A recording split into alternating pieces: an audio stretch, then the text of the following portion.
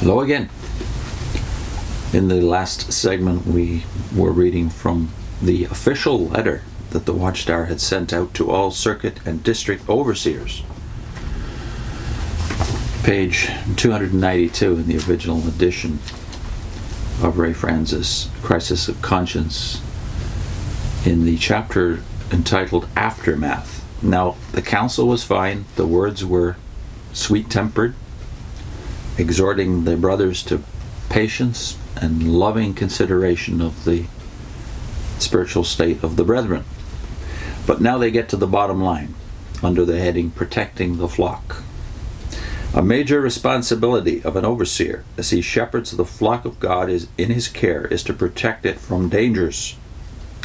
And they cite Acts 20 verse 28 and 29 and 30, which we have dealt with in a recent video on Ephesus and the Ephesian letter. Check out the series Why JW Org Must Fall. They cite Acts 20, 29, 30 and say this indicates that one of these dangers can be men who apostatize. This is, of course, the text about men coming into the flock who would not treat the flock tenderly, those that are called in some translations oppressive wolves. There is a fine study of this subject in the August 1, 1980 Watchtower. All of you want to get thoroughly familiar with the contents of the study articles.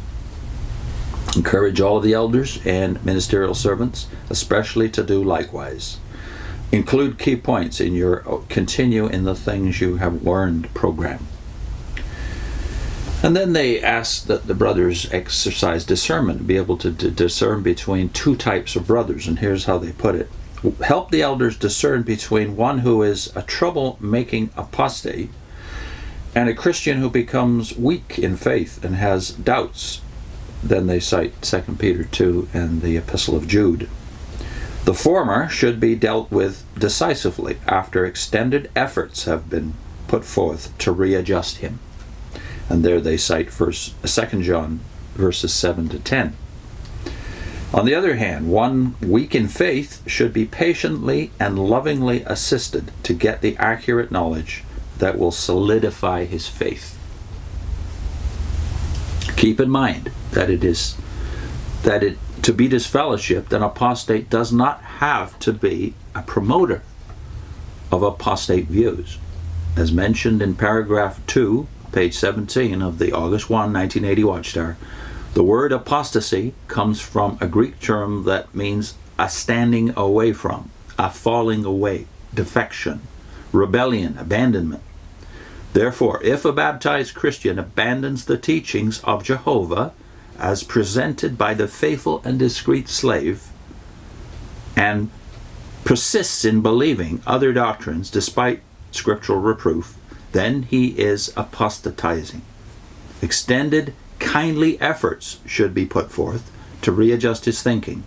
However, if after such extended efforts have been put forth to readjust his thinking, he continues to believe the apostate ideas and rejects what he has been provided through the slave class, then appropriate judicial action should be taken. Let me read the key sentence there. If a baptized Christian abandons the teachings of Jehovah as presented by the faithful and discreet slave.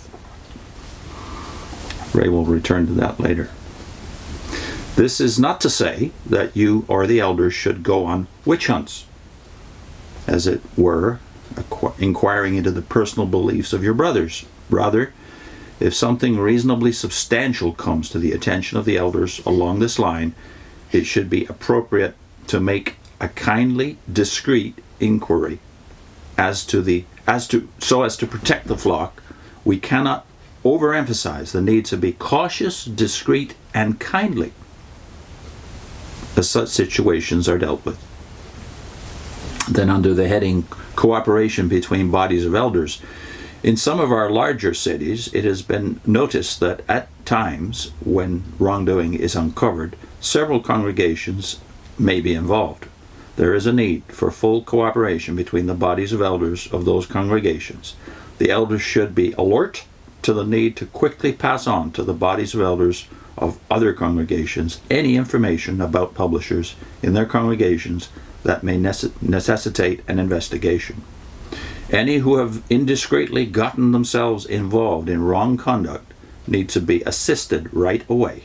Any who have allowed themselves to become hardened in sin need to be severely reproved, and if unresponsive to this, expelled from the congregation. It would be good for you to alert the bodies of elders in your circuit to the material that was presented to you in your seminar in the fall of 1979 in outline number 13 under the heading Elders Still Need Assistance in Handling Intercongregational Problems. Whatever information is needed and available should be passed on quickly to the elders of the congregation involved. You want to help elders feel keenly the obligation before God to prevent wrongdoing from infiltrating and spreading within the organization. And then they cite the classic text on disfellowshipping in the Watchtower, which is 1 Corinthians 5, verses 6 to 8. We'll get to that in a second. The judicial committee should make great efforts to see if the individual is genuinely repentant before extending forgiveness to him for the bad name that he has given to the congregation.